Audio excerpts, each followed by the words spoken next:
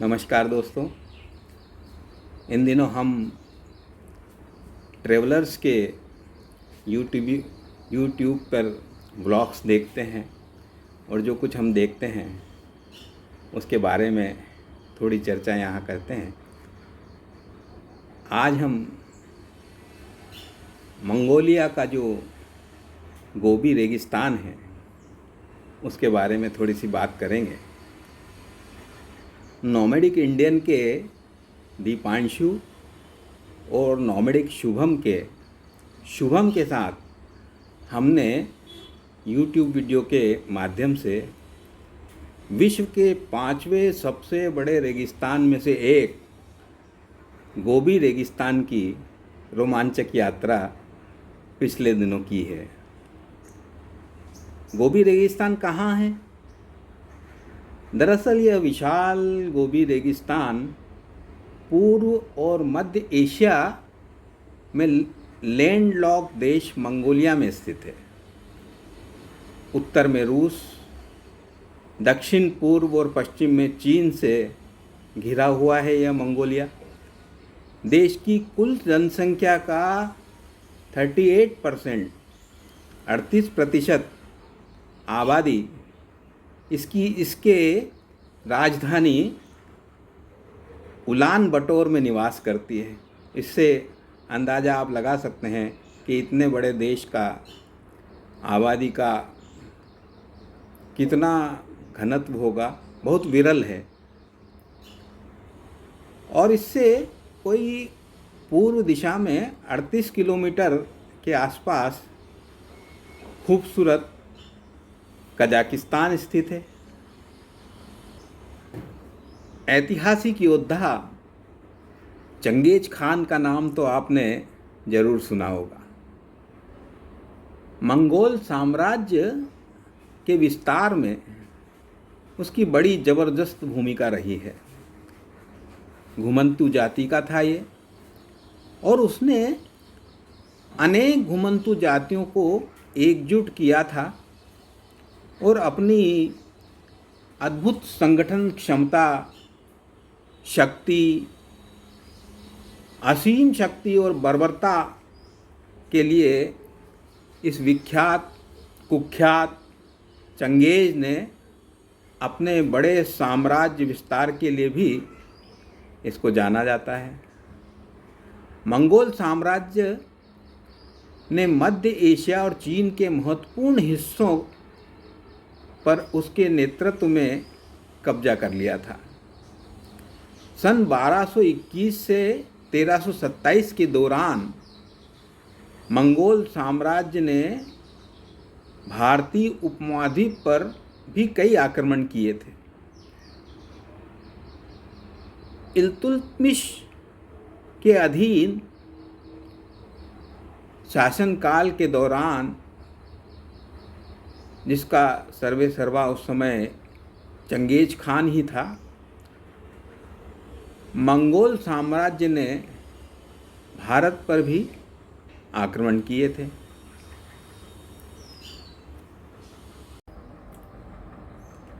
ऐसा नहीं है कि चंगेज खान ने सिर्फ बर्बरतापूर्ण ही काम किए थे, बहुत से उसने अच्छे काम भी किए। लेखन पठन पाठन के लिए विशेष उइघुर लिपि को अपनाया और उसका विकास किया। धार्मिक सहिष्णुता को प्रोत्साहित किया। जो विश्व प्रसिद्ध सिल्क रूट था, जो एक ऐतिहासिक व्यापार मार्ग रहा है, जैसा कि सभी जानते हैं, जिसका उपयोग दूसरी शताब्दी से 14वीं शताब्दी तक मुख्य रूप से हुआ करता था। एशिया से लेकर भूमध्य सागर तक इसका विस्तार था तथा चीन, भारत, फारस, अरब, ग्रीस और इटली से होकर गुजरता था यह सिल्क रूट।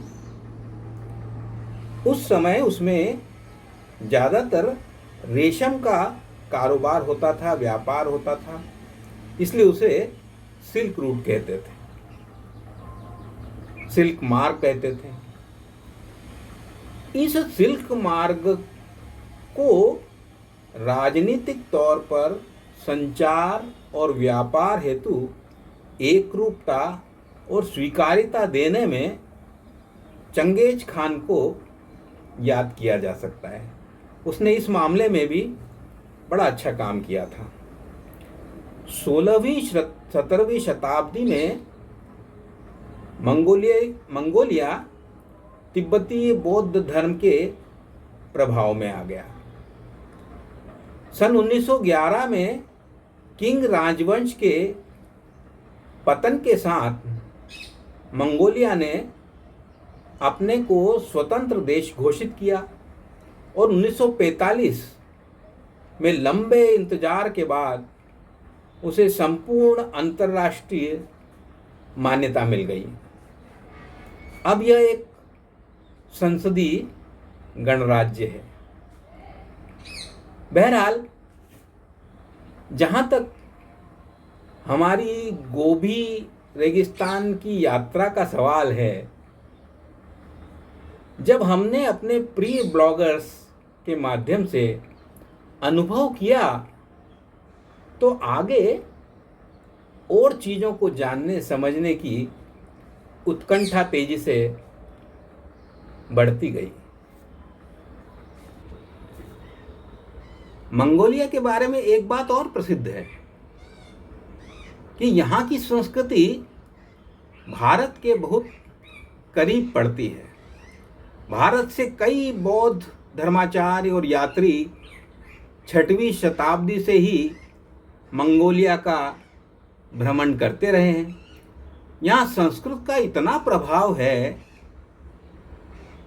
कि यहाँ के राष्ट्रीय ध्वज को भी, उसका नाम स्वयंभू है, उसे स्वयंभू कहकर पुकारते हैं। स्थानीय भाषा में इसको सोयुम्ब उच्चारित करते हैं।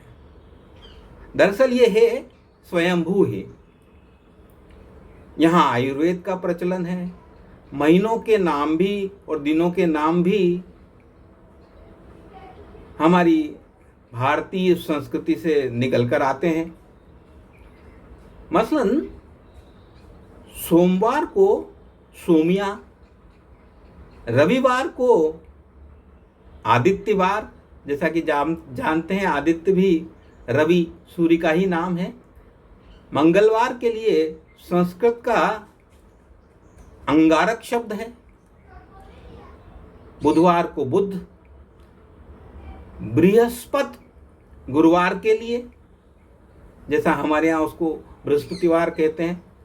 शुक्र शुक्रवार के लिए, साचिर शनिवार के लिए। यहाँ के बौद्ध विहारों में अनेक भारतीय पुस्तकों, संस्कृत के ग्रंथों, श्लोकों और मंत्रों को खूब देखा, पढ़ा और सुना जा सकता है। भारतीय महापुरुषों के प्रति यहाँ उनका आदर और सम्मान बहुत अधिक है। यूं गोबी रेगिस्तान को मंगोलिया का माना जाता है, लेकिन इसका विस्तार चीन और मंगोलिया दोनों तक फैला हुआ है। यह एक ऐसा रेगिस्तान है जिसकी गिनती संसार के ठंडे रेगिस्तानों में की जाती है। यहाँ का तापमान 0 से नीचे -40 तक पहुँच जाता है। मंगोलिया भाषण में, मंगोलियन जो भाषा है वहाँ की स्थानीय, उसमें गोबी का अर्थ होता है जल रहित स्थान। निश्चित है यहाँ जल बहुत कम है। वर्षा केवल बारिश के दिनों में ही होती है।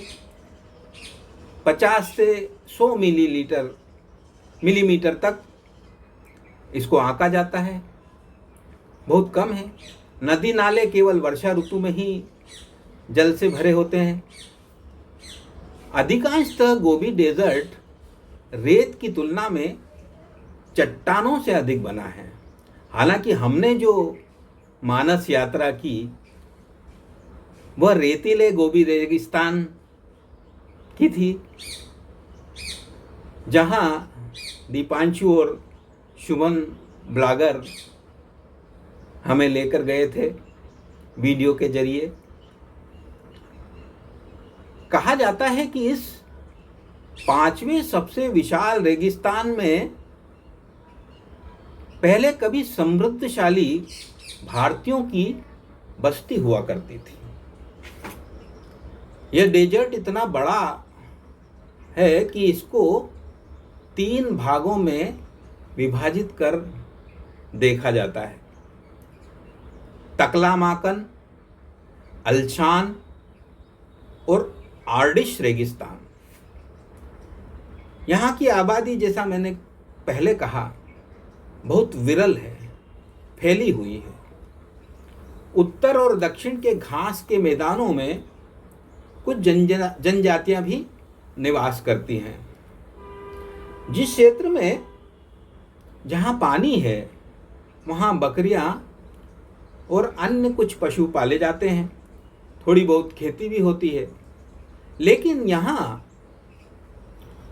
बेकेटेरियन ऊंट पाए जाते होते हैं। हमारे भारत में जो ऊंट होते हैं उनसे ये थोड़ा अलग है। इनके 2 कुबड़ निकले होते हैं। कुछ जंगली गधे, विशेष तरह के कुछ भालू। हालांकि ये भालुओं की प्रजाति अब लुप्त प्राय है। इस रेगिस्तान में पत्ती विहीन घास सामान्यतः यहाँ दिखाई देती है, जिससे मिट्टी का थोड़ा बहुत क्षरण रुक पाता है। दीपांशु और शुभम ने इस रेतीले रेगिस्तान की रोमांचक पैदल यात्रा की तो उन्होंने बहुत संघर्ष किया। तेज हवाओं, रेतीले तूफानों से बचते बचाते वीडियो बनाते हुए उन्होंने यह यात्रा की थी। बहुत संघर्ष किया। पानी की बोतलें उनकी समाप्त हो गई तो जैसे खुद उनके शरीर रेगिस्तान में बदलते गए, मरणासन्न से हो गए। रात को ही उनको अंधेरे में कहीं कुत्तों की आवाज़ सुनाई दी तो वे आश्रय की तलाश में उधर चले जाते हैं। एक खानाबदोश के घर में उनको थोड़ा सा स्थान मिल पाता है। किसी तरह वे रात बिताते हैं। दरअसल यह उनकी अद्भुत यात्रा थी। उनके लोकप्रिय और दर्शनीय वीडियो की सूची में यह सीरीज बहुत याद की जाती रहेगी। इसे बार बार देखा जाता रहेगा। हो सके तो आप भी इसका अवलोकन जरूर करें। गोबी यात्रा, मंगोलिया की गोबी रेगिस्तान की यात्रा आपको देखकर बहुत आनंद भी आएगा और लगेगा भी कि इस दुनिया में कैसे कैसे धरती के रंग रूप हैं। तो ज़रूर देखिएगा। आज बस इतना ही। नमस्कार।